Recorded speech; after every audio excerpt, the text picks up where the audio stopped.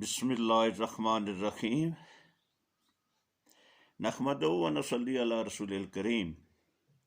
انا صلاتی و نسکی و محیای و مماتی للہ رب العالمین۔ میں خادم علی افسر درباری عالیہ موڑا شریف ابھی آپ کو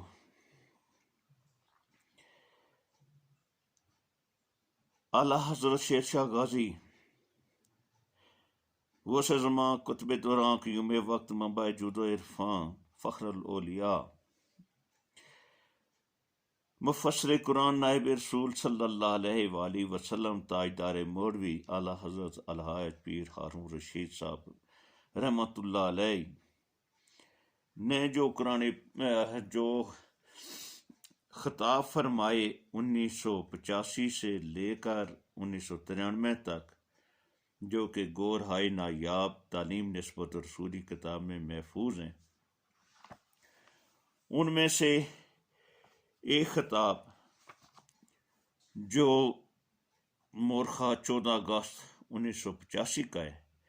وہ میں ابھی آپ کو پڑھ کر سناتا ہوں۔ حسب اجازت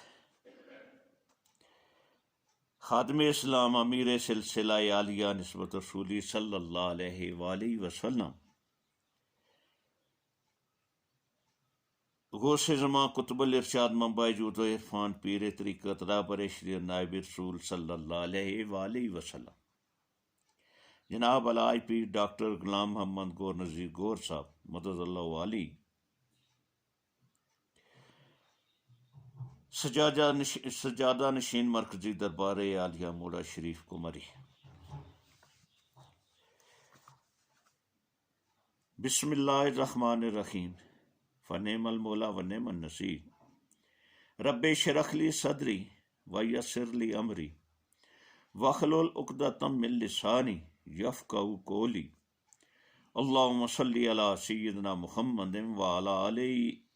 سیدنا محمد وعلی اصحابہ وعلی ازواجہ اجمعین وبارک وسلم وصلی علیہ۔ الحمدللہ، اللہ تعالیٰ جل جلالہ کا لاکھ لاکھ شکر ہے کہ مالک الملک نے آج پھر ہمیں اپنی رضا کے لیے اپنی یاد میں محبت میں یہاں جمع ہونے کی توفیق اور موقع عطا فرمایا۔ لاکھوں اور کروڑوں درود اور سلام سرور انبیاء حبیب خدا حضرت محمد مصطفیٰ صلی اللہ علیہ وآلہ وسلم پر، جن کے طفیل یہ کرم ہوا۔ سامعین کرام، محبت ایک ایسی کیفیت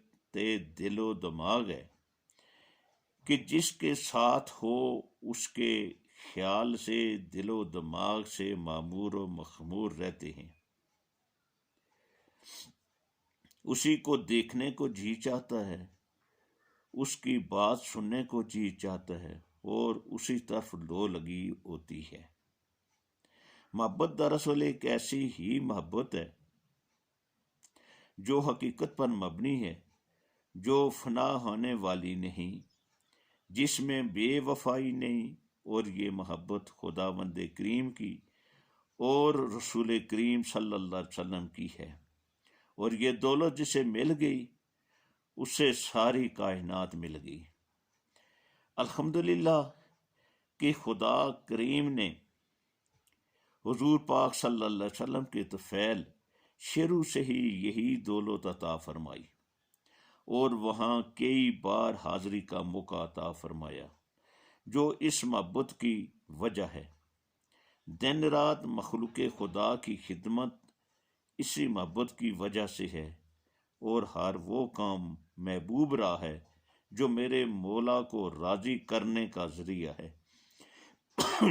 سب سے افضل ذریعہ خدا کو راضی کرنے کا اس کی مخلوق کی خدمت ہے،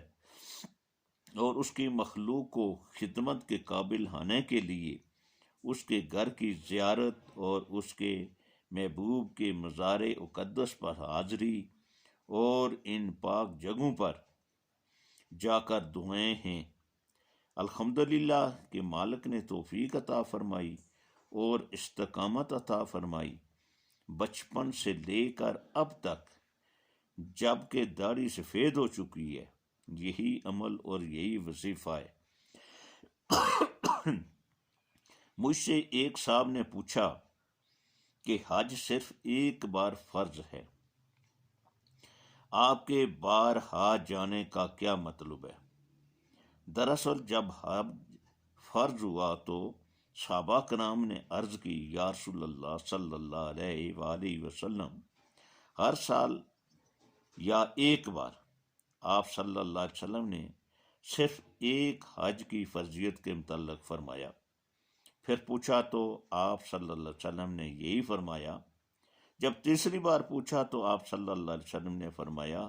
ایک بار حج فرض ہے، اور فرمایا کہ اگر میں ہاں کر دیتا تو آپ لوگوں کے لیے ہر سال حج کرنا بہت مشکل ہو جاتا۔ معلوم ہوا کہ جتنی بار بھی حاضری دی جائے قلب و روح کے لیے تازگی اور بہتری ہے۔ دعا تو ہر جگہ خلوص دل سے مانگی جائے تو خدا کی بارگاہ میں منظور ہوتی ہے، مگر وہاں افضلیت مسلم ہے۔ پھر وہاں کی روحانیت دعا کی کیفیت کو ہی بدل دیتی ہے۔ ایک عجیب عالم طاری ہوتا ہے کہ انسان خود کو ہی بھول جاتا ہے، اور دعا کی قبولیت کے لیے یہی چیز ضروری ہوتی ہے۔ میری دعا آپ کے لیے ہوتی ہے، جب میں حرم پاک کا مسافر بن جاتا ہوں تو آپ میرے دل میں بیٹھ جاتے ہیں، جب میں حدود حرم میں داخل ہوتا ہوں تو آپ کو اپنے دل میں پاتا ہوں۔ آپ کی یہ محبت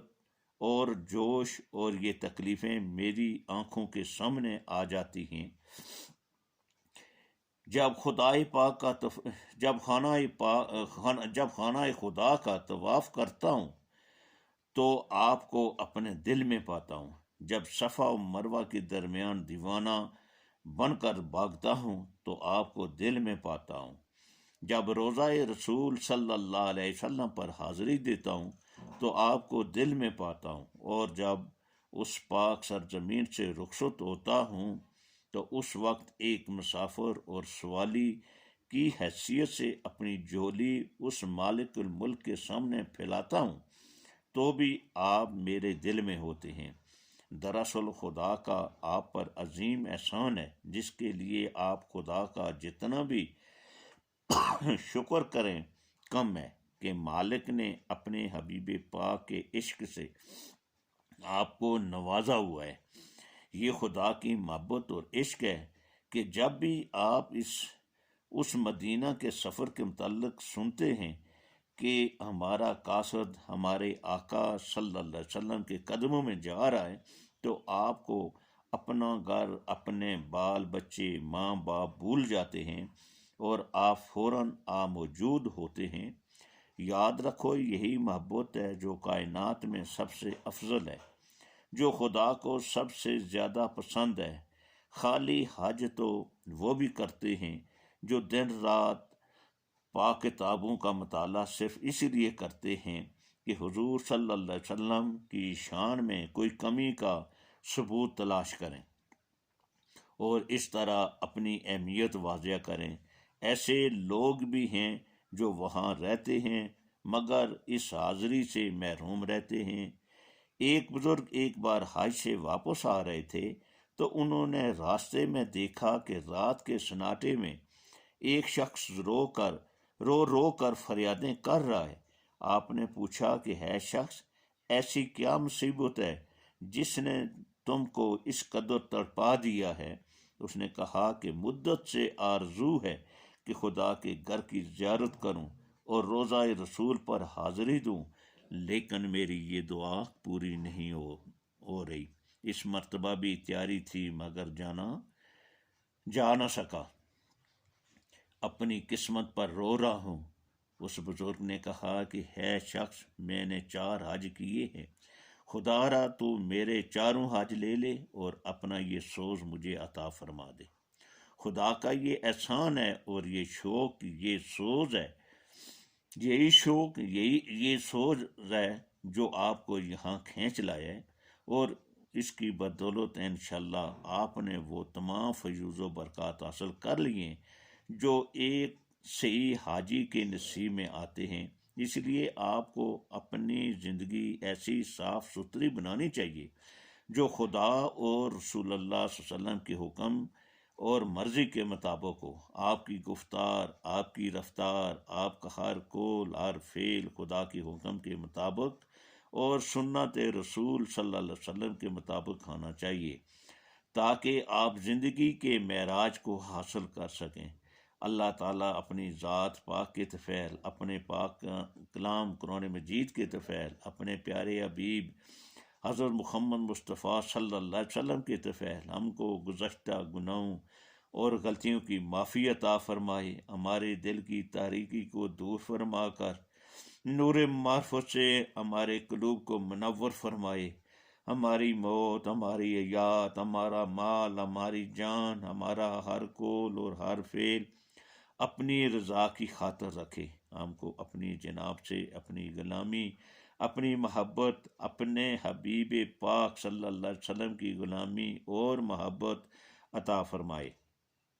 اللہ تعالیٰ بے اولادوں کو اولاد عطا فرمائے، محتاجوں کو غنی کرے، بیماروں کو شفا عطا فرمائے۔ خادمین لنگر کے لیے دعا کریں جنہوں نے محض رضاء الہی کے لیے آپ لوگوں کی جانی و مالی خدمت کی،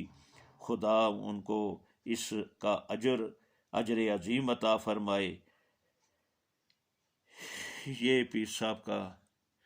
فرمان ہے، اس کو غور سے سنیں، اس کو سمجھنے کی کوشش کریں اور اللہ تعالیٰ سے دعا کریں کہ اللہ تعالیٰ ہمیں سمجھنے کی توفیق اور اس پر عمل کرنے کی توفیق عطا فرمائے، اور ہماری دنیا اور آخرت دونوں جہاں سنور جائیں۔ 9، 10، 11 جون حضور بڑے پیر صاحب پیر نذیر احمد رحمۃ اللہ علیہ اور حضور شیر شاہ غالی اعلیٰ حضرت الحاج پیر ہارون رشید صاحب رحمۃ اللہ علیہ کا عرس مبارک ہو رہا ہے، آگے لوگوں کو بھی اطلاع دیں اور خود بھی حاضر ہوں، بالخصوص دعائیں کہ میں شامل ہو کر اپنے لیے بھی دعا کریں، امت محمدی کے لیے بھی دعا کریں کہ اللہ تعالی ہم سب پر مہربانی فرمائے، آمین۔ وما علینا الا البلاغ المبین۔